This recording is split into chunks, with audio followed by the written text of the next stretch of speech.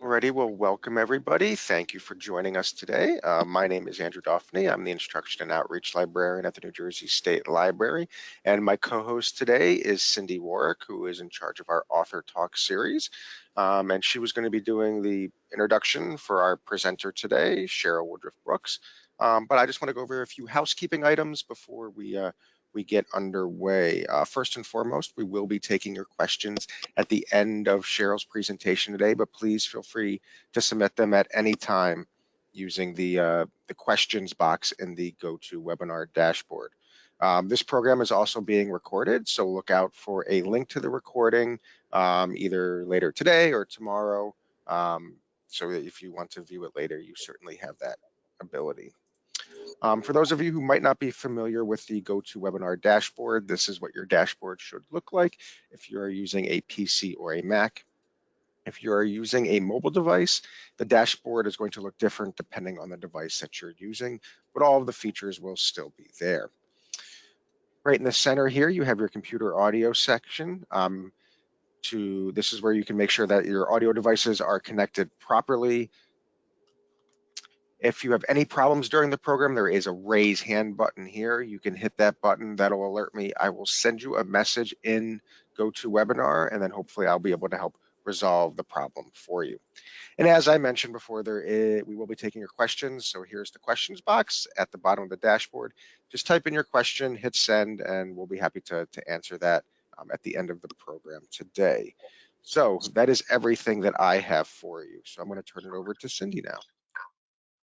Hi, everyone. Thank you for being with us. We hope you're all doing well. And I want to just give some reminders. You can always look online under our events area at njstatelib.org, and you can see all the webinars and author talks that are coming up. Andrew organizes many great webinars. In March on the 15th, there's a webinar on understanding life insurance. And on the 22nd of this month is a webinar on dementia conversations.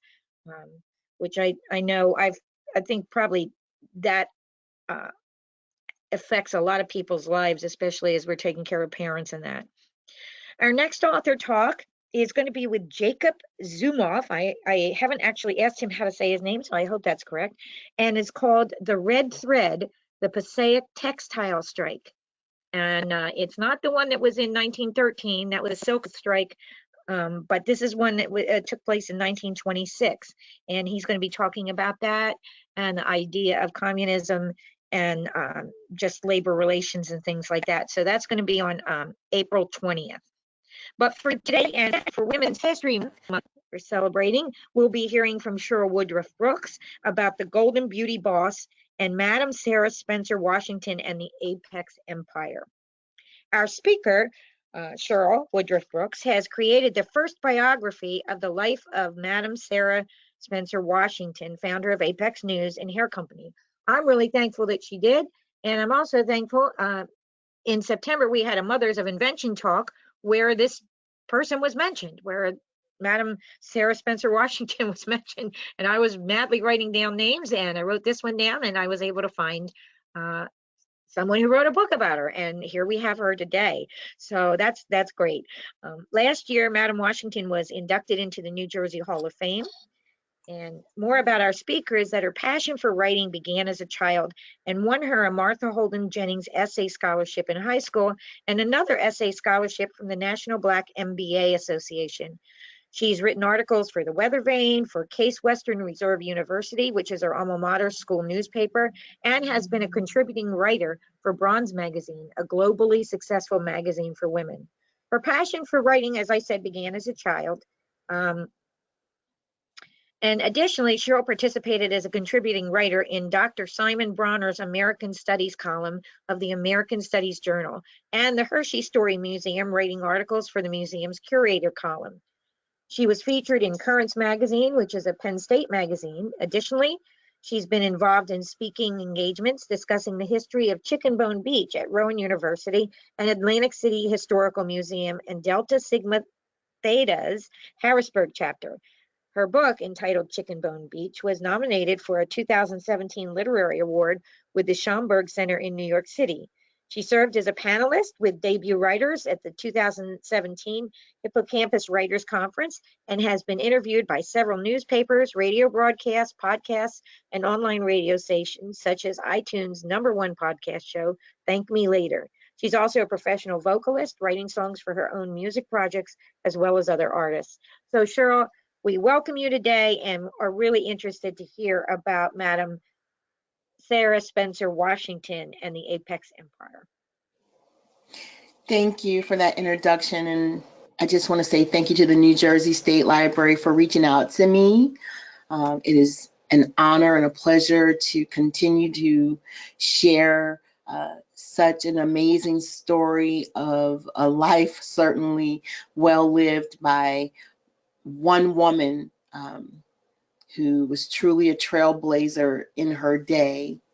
So, Golden Beauty Boss.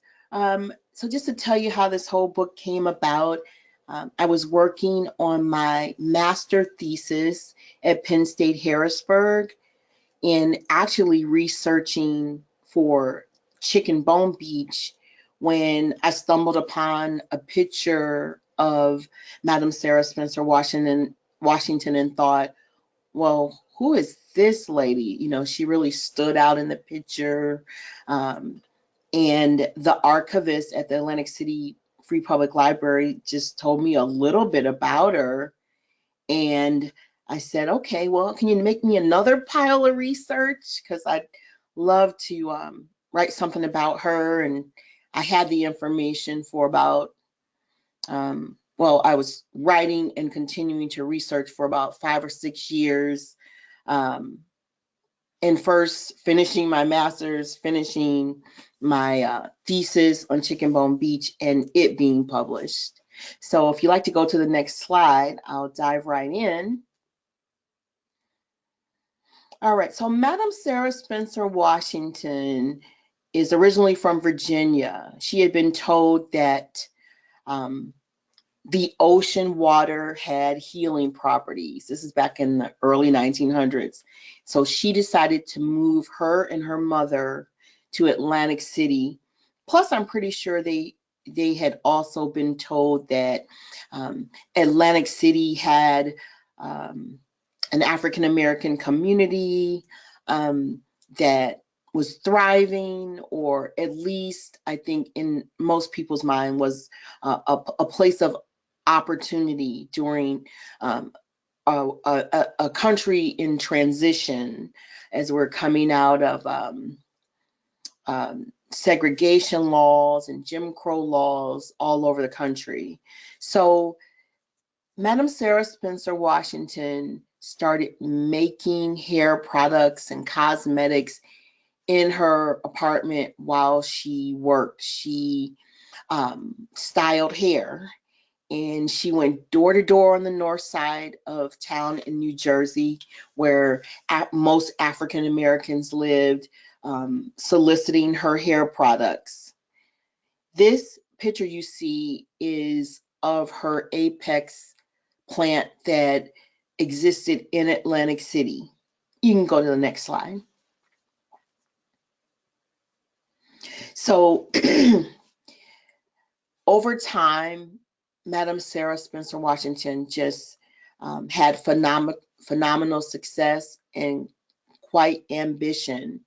And proudly, she received many patents, and the people you see in these pictures are responsible for a number of patents that were issued to the Apex company. Madame Sara Spencer Washington actually earned the first one, but she does give credit to the fact that her staff is responsible for most of the patents of the companies. Also, there was a point in time, I believe in the mid 1930s, which is when she actually opened Apex. She once had the country's largest African American owned manufacturing company. And you can go to the next slide.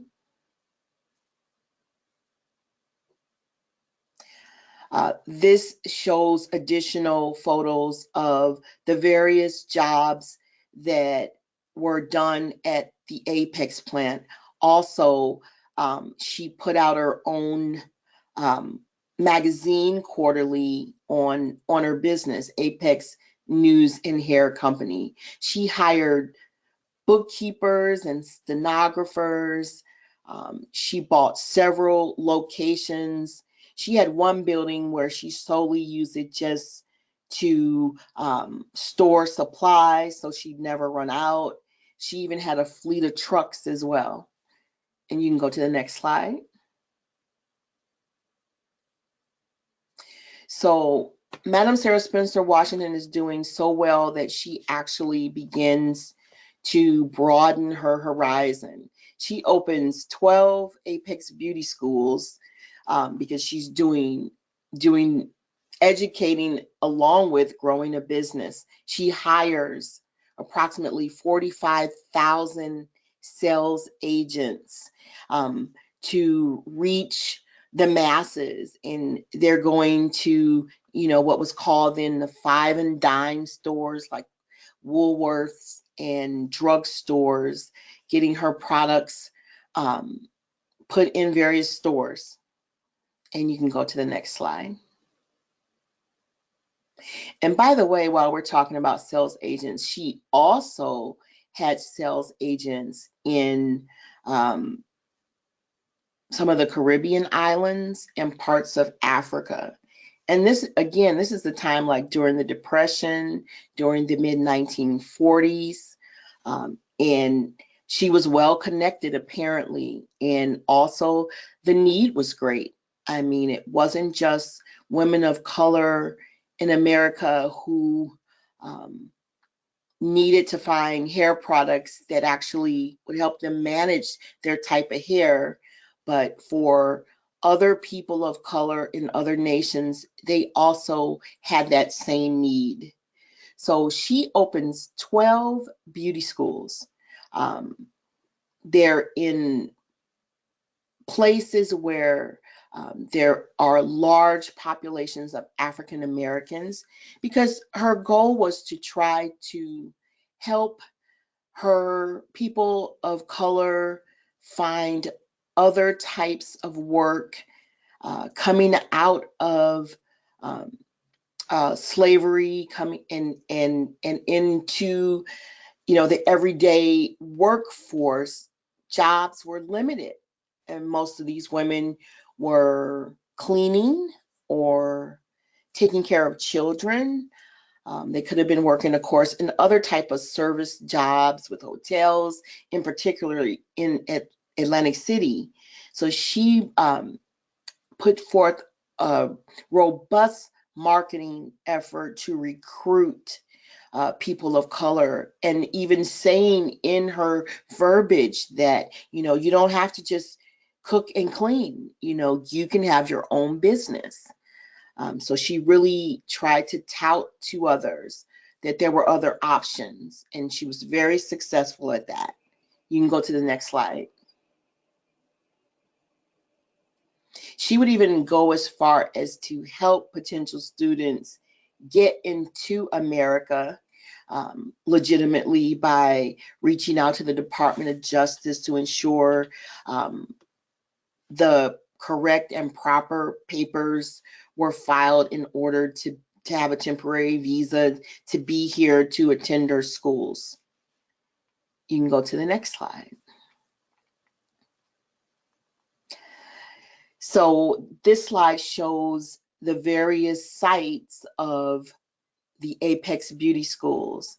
And a lot of these buildings, although they function as different businesses, of course, they are still standing. I know that Royston Scott, who is Madame Sara Spencer Washington's grandson, has posted, I know he posted the building in Brooklyn before. I follow him on social media, just so people would know that these buildings are still around. And I make it a point to point out some of the real key elements of her beauty schools. Her business had been sold And when she realized she was ailing with diabetes, she offered many of the schools up as franchises. And the one in Philadelphia was actually still in existence until the 1980s. So that particular Apex Beauty School was open for about 60 years before they closed their doors. Also, she didn't have a lot of male students, but she did have a man by the name of Simon Bronner. And his business is still in existence and being ran by his sons. They created products for hair as well, hosting huge hair shows. And again, I think that they may still be doing those hair shows to this day. So it was just nice to see that although she's not here, there's been these few pieces of legacy of her business and her contributions to others. You can go to the next slide. So, Madame Sara Spencer Washington, I don't know where she got the energy from, but people tell me they don't know where I get the energy from to do the things I do, along with opening beauty colleges across the country. She had a publishing company. She had a news and hair company. She had the Apex Laboratories. She had an Apex drugstore that actually delivered in Atlantic City for a while. And you can go to the next slide. And along with all of those businesses, she bought a farm. She created a home for the elderly. She opened up a school for girls to learn how to be entrepreneurs in the name of her mother, Ellen Hunter. Paying homage to her mother, I think was so very lovely. Her mother was very instrumental in her success as a businesswoman. And so she wanted to give back in a way that she felt would benefit other women. And I just really love that part of who Sara was. It seemed her generosity, her thoughtfulness, her contributions, her philanthropy, it just knew no end. Where in whatever ways she could advance people of color in her community, and in the world at large, she definitely tried to. She also owned a hotel once upon a time, and it was on the shores of Atlantic City. The name of it escapes me at the moment. I figured I could do this without notes because I've done it so often, but I'd be happy to look it up for anyone who is interested in knowing. You can go to the next slide. So Sara loved playing golf and wanted to be able to do so. However, she was not permitted to golf at the country clubs in Atlantic City. So what does a successful woman do with her money? She buys a country club. The name of it back then, the name of it has changed, but I do believe it's still in existence. It's called Panoma. And she opened the doors of this country club for anyone of any color to come and learn to play golf. And as you see, she had women and men in attendance at the country club, and she had a diverse population of people as well. You can go to the next slide.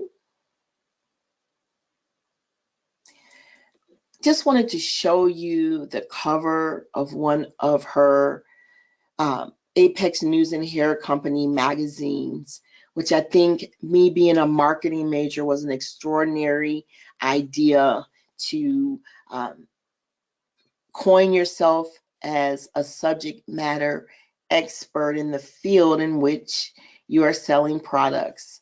So it was a widely distributed magazine, and much needed, not just for women of color to know what type of products to use on their hairs and the hair and the way to apply them, but just for people going into the hair and beauty industry, also looking to model what she had done and what others in that same field had done.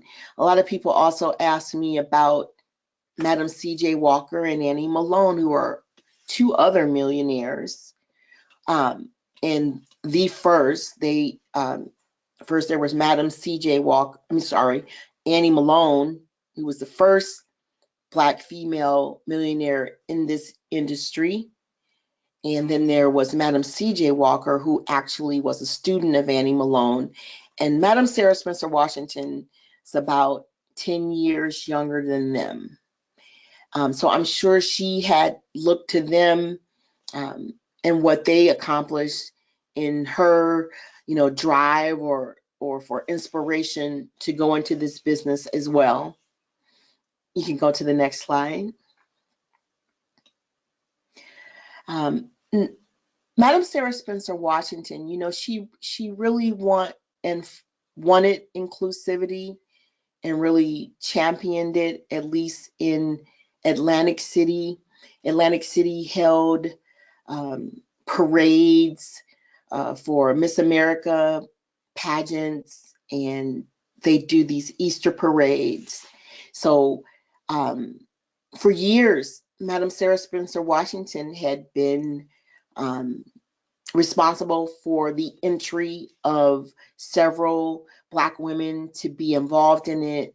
And every time they weren't chosen, I think out of her frustration or just seeing, instead of being constantly rejected and frustrated by not having the young ladies in it, she decided to create an Easter parade that took place on just the north side of Atlantic City. So I love that she was rejected in some ways, but decided not to give up, just to find an alternate way to still present the beauty in different forms and for the same type of event. You can go to the next slide. I just wanted to highlight how very large some of the graduating classes were for Apex Beauty Schools. Some of her classes were 200 students. And I also read that she had day-long graduations. They could be 6 or 7 hours.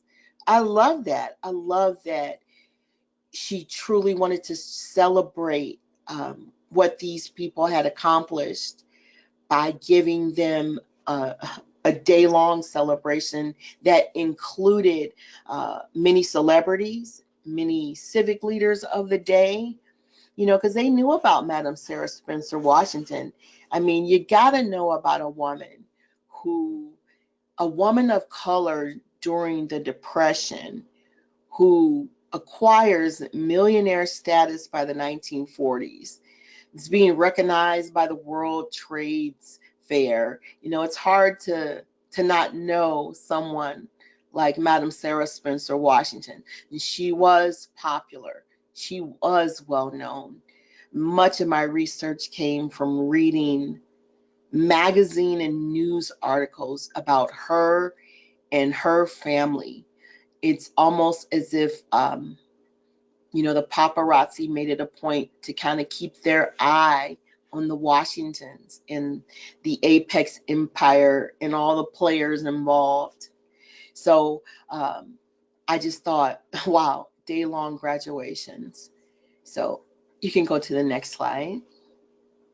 Just wanted to show a canister from her product line.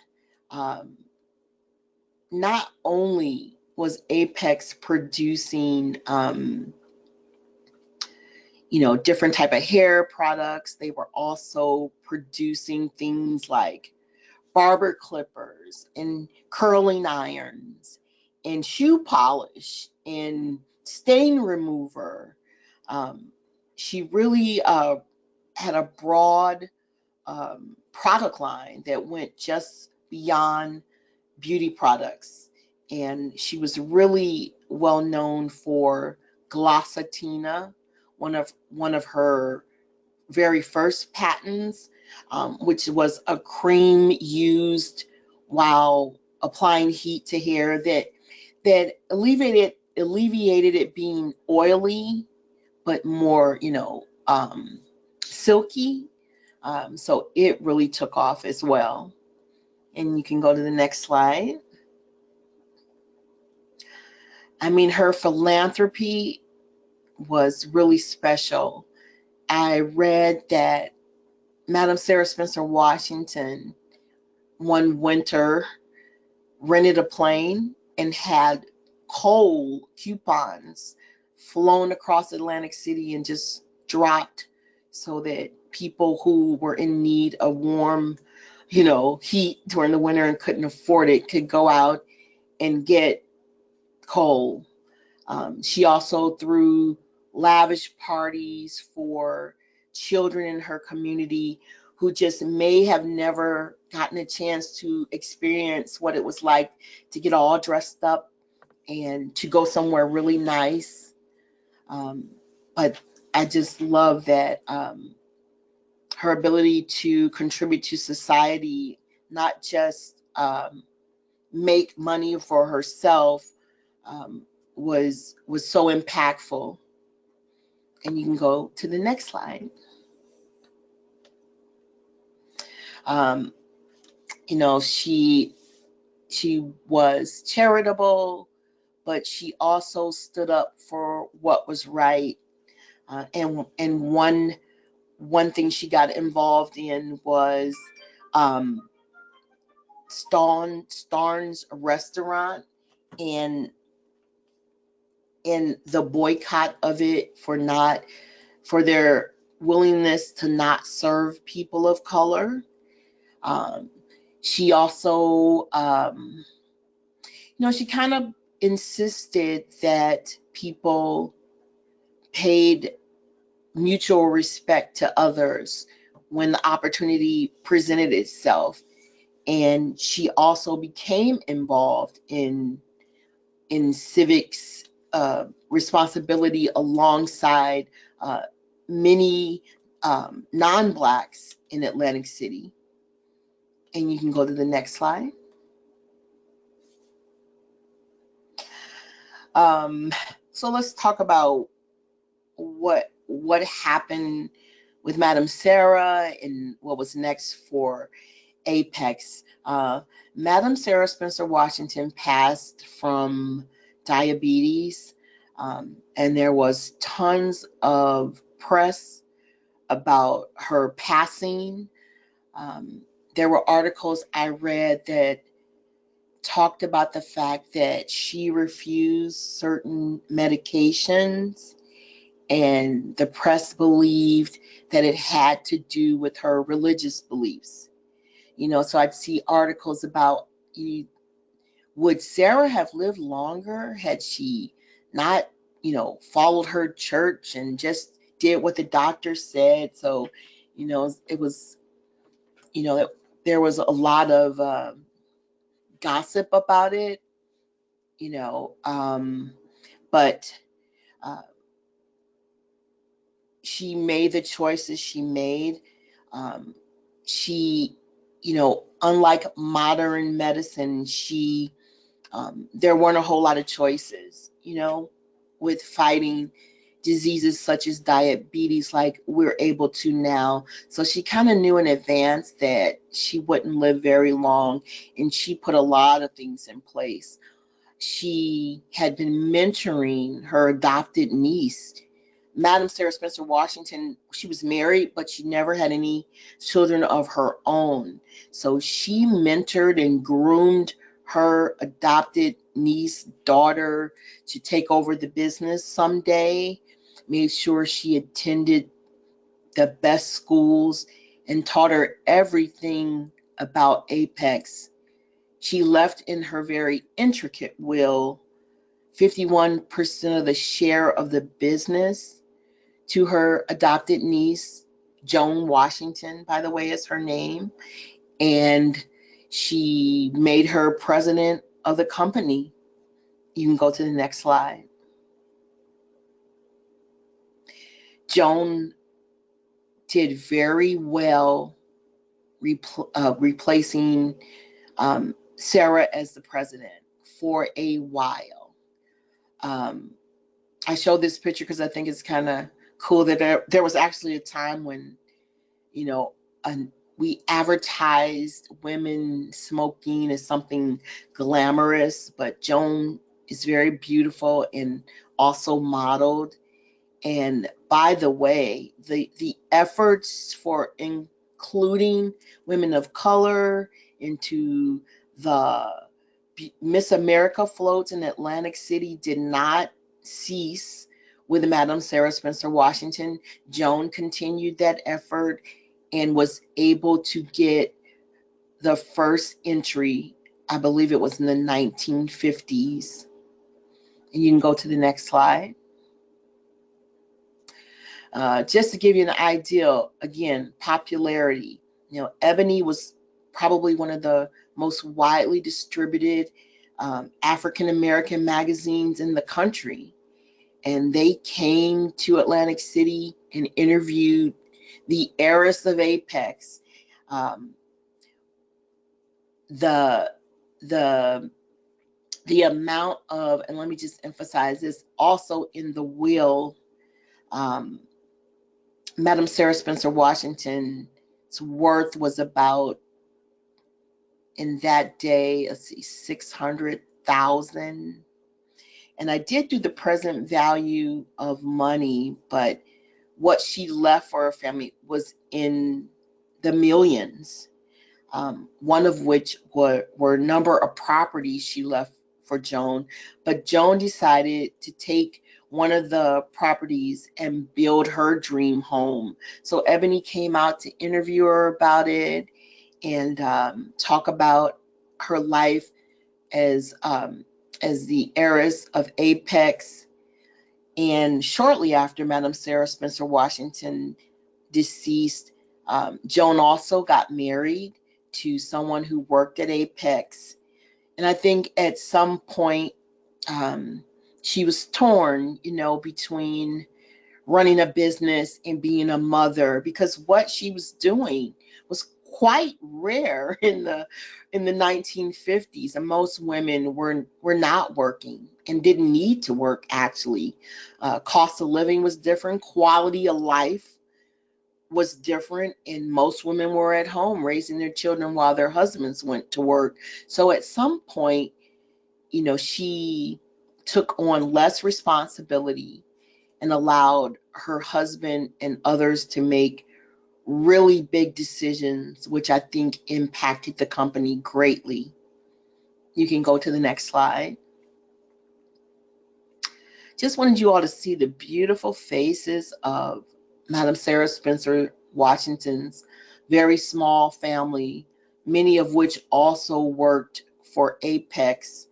Madame Sara Spencer Washington, of course, is sitting with the huge bouquet with her legs crossed, and Joan Washington is grinning from ear to ear there, next to Mr. Hayes, who maybe she was just courting at the time. These were good times, but things certainly took a turn after about 9 or 10 years. There was a decision made to move Apex to Camden, New Jersey. Talk about big news. This was like front page of what I call the colored section of the Atlantic City newspaper, you know, because people in Atlantic City, they adored Madame Sara Spencer Washington, and I'm sure they were greatly appreciative of all that she tried to do for people of color within her community, and they worked for her. She employed hundreds of people, and all of which probably lost their jobs.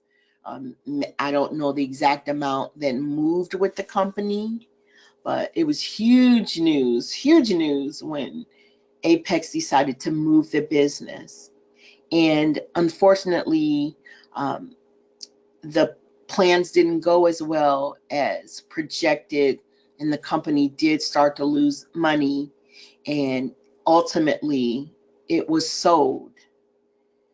You can go to the next slide.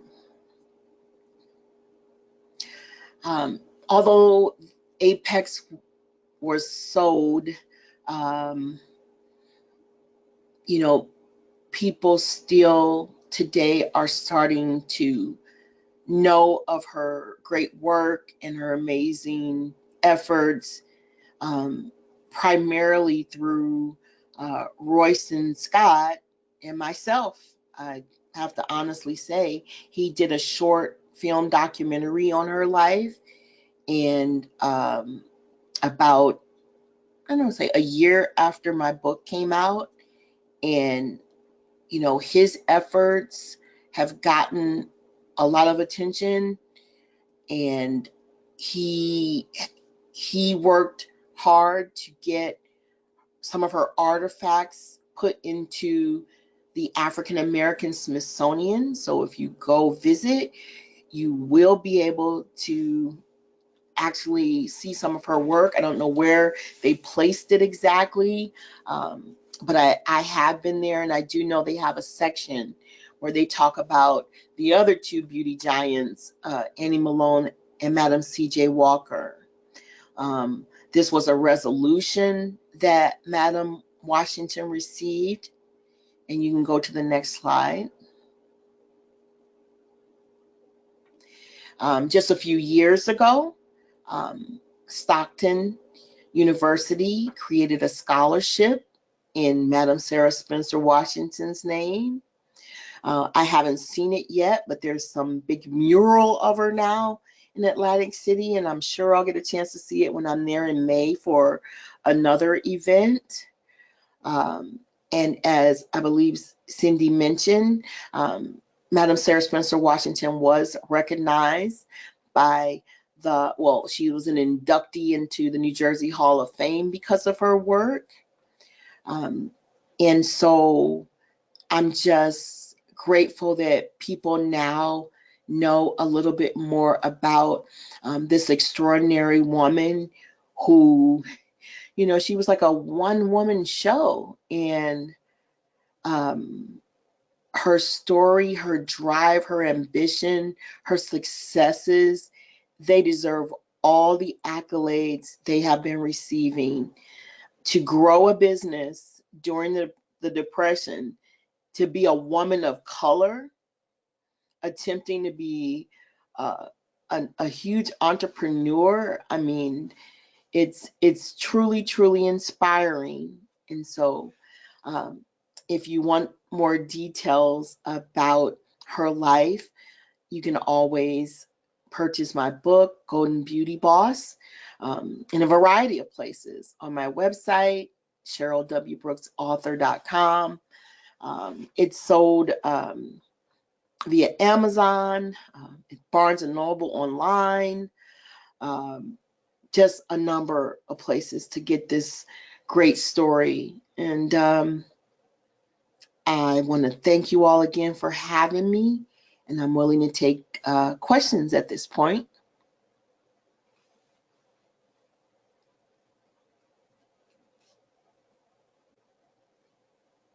Alrighty, thank you so much. This. If anybody does have any questions, please feel free to submit them using the questions box in the dashboard. And while we wait for some questions to come in, I think I can start us off. And I was really struck by just the many different branches that she was able to get herself involved in. And to me, it's kind of reminiscent of how Oprah has kind of developed her empire today. Do you see a lot of similarities between the two? I tend to use the phrase that, she was an Oprah of her day a lot when I talk about her. I definitely see a lot of similarities in so many different ways. What she and Oprah, I think, have in common, they both are great visionaries. Wow. I mean, to be so young and to be so bold enough in such trying times, to take the initiative to just, become a business owner around the country. I mean, so it takes a lot of courage. It takes a great plan. And I think she and Oprah both definitely have that in common. I think they both recognized and realized the importance of giving back. Whether you do it globally or just in your own backyard, it's still significant. And yeah, I compare the two of them quite often in discussions.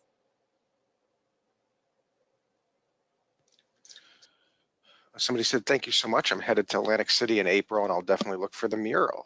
So that's great. Oh, and there's also a historical marker. Um, I don't know the exact name of the street, but it is near where one of her apex plants once existed. So, and that's been there for some years. So, Atlantic City, if nowhere else, Atlantic City knows, for the most part, about Sarah Spencer Washington. My effort is to let the rest of the world know about her as well. So she is, depending on who you meet and talk to, she's a recognized name. Do you feel that her story has kind of been lost to history? You just kind of said that she's kind of known around Atlantic City, but she was very far-reaching in terms um, of her effect during that time period. And so, why do you think maybe a lot of people don't know about her, even if they're from New Jersey and that? Um, for people to know about you, you need people to write about you, talk about you, um, put your great work and name out there. Um, I compare it to Madam C.J. Walker. Even after Madam C.J. Walker passed, her family made efforts to ensure that her legacy was known. They wrote about her. They continued to document and archive and make efforts that the world would know what she had done. Um, and that wasn't necessarily done in Madame Sara Spencer Washington's case. Um, After she passed, um, again, and I didn't go deeply in the details, but Joan Washington, who took over the business, um, was having marital problems. And it was almost as if once she divorced her husband and Apex, in many ways began to crumble, she remarried, and it was almost taboo to bring it up because it was at a time when her personal life took such, you know, had what's the word I want to say? Her personal life had gone so sour that, her children weren't talking about Apex. We're not talking about Apex. Because if we're talking about Apex, we're talking about her past marriage and how terribly bad that all went.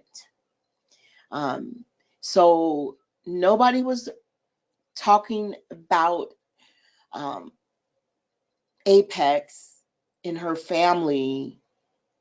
And then along comes Royston, who inherits various artifacts of hers, and he decides to just go ahead and do it. So I say all that to say that in order for the world to know about you, someone's got to tell the world about your efforts. And I just think because of the way things kind of crumbled for Apex upon her passing, that things just kind of sat, in whatever, Royston's basement and in the libraries and historical societies of New Jersey and Philadelphia and everywhere else she touched. And nobody just, I don't think, took an interest or decided to say, hey, people need to know, what she did. Did she start her business because she saw a need and thought she could provide a solution to that need? It's amazing that the company even went global. I do believe that that is why she started it and exactly why she was so successful. There were very few companies, of course, at that time, developing lipsticks or, other various products that people needed, women of color needed at that time. Um, what do I want to emphasize here? She started actually in the whole hair business in the weirdest kind of way too, because she was working in a domestic capacity in York, PA, and the woman she worked for, I believe her salon canceled her appointment and they couldn't fit her in. And so she kind of stepped up and did her employer's hair, and that employer encouraged her, told her they thought she had, real talent, and she decided to pursue it.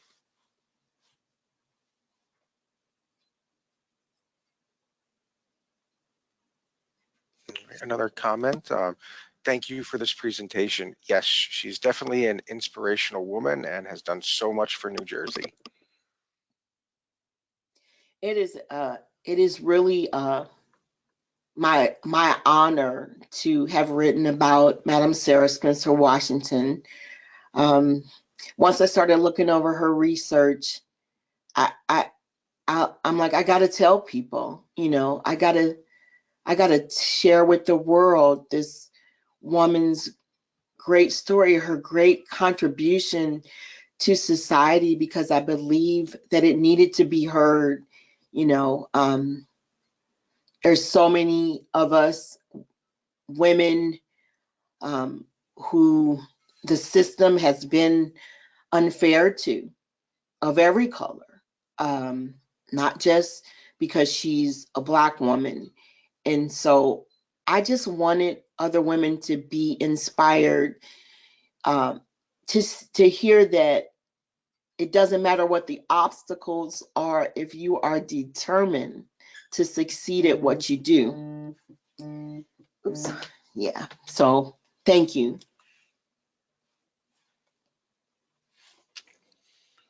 Alrighty, I don't see any more questions. So Cindy, would you like to take us out? I would love to take us out. Cheryl, now is just, this lady just sounds so special. I would love to have met her, even though I guess in that day and time it might not have happened. And that is the shame of it. And I'm just so glad that you brought us her story. Um, she's an amazing woman to have to celebrate Women's History Month. And I just thank you so much that you found that and brought it out. And I really do wish you the best of success with your book. You can tell it touched me. Yes, I have tears she just seemed like such an amazing woman. And we just need to understand that we need to persevere in that. And we need, more women like her. And yet very likable. She sounded like she was determined and persevered, and didn't take any guff, if that's, my mother's old word. And just, but still was likable, and stood her ground. And I really thank you for bringing that to us. And I hope that everybody that listened enjoyed it as well. So thank you so much, Cheryl, and wish you all the best. Thank you.